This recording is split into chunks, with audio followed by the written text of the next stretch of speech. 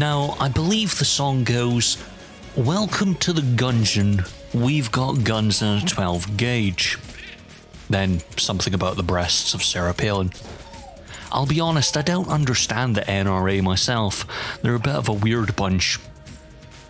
Enter the Gungeon is the sexual fantasy of every NRA and member of the Cartridge family, which, if you don't get it from the title, it's filled with lots and lots of guns.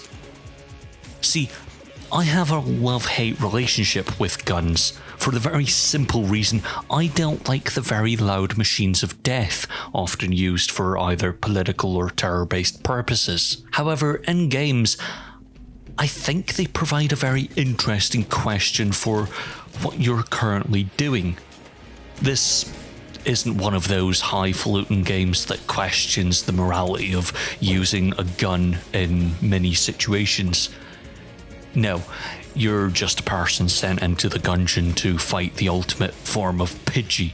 Now, either I've said it here, or I'm going to say it in another video I'm about to make, I'm kind of sick and tired of roguelikes/lights. Everything from The Binding of Isaac onward has been roguelikes or Souls-likes, thanks FromSoft. Even 6 Days in Fallujah is procedurally generating Fallujah to dehumanize brown people in the real trouble of Fallujah, instead of setting the horrible game in Made-Upistan, like it should be. I'll stop before I'm assassinated.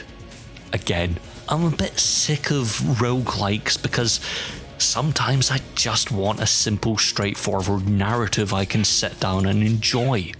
I know, I'm crazy. However, much like the survival adventure thing that Minecraft kicked off, I'm sometimes inclined to make a dip into the waters. Sometimes a little bit too much of a dip, if my Subnautica experience is anything to go by. What makes Enter the Gungeon so different then?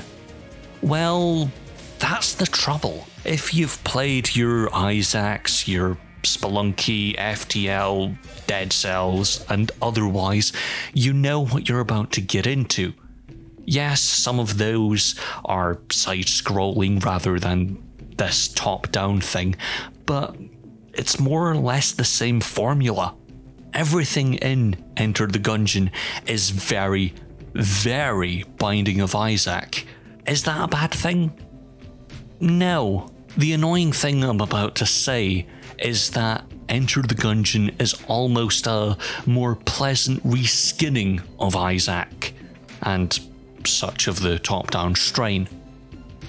You swap the poos, the dead baby jokes, I guess, and otherwise grotesqueness for guns and bullets, mostly, and you've got Enter the Gungeon. The annoying thing about saying that, and ultimately writing it, is that it simply feels reductive of the gameplay. Fast, frantic and fun, the 3 Fs that make games enjoyable when switching off your brain. Take this for example.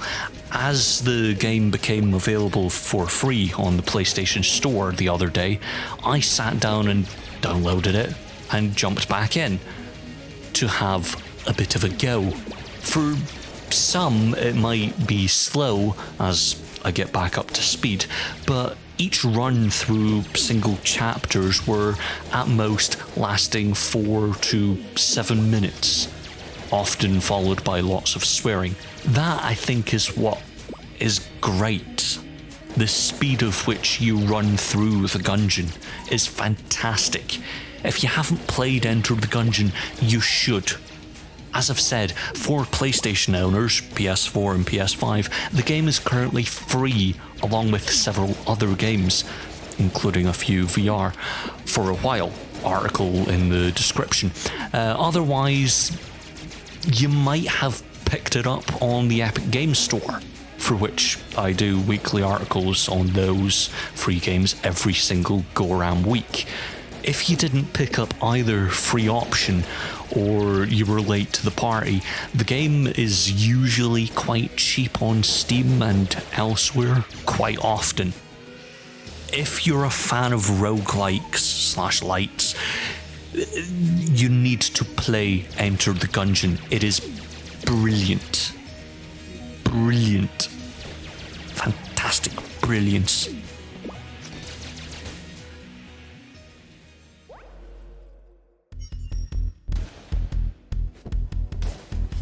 And there's lots of guns.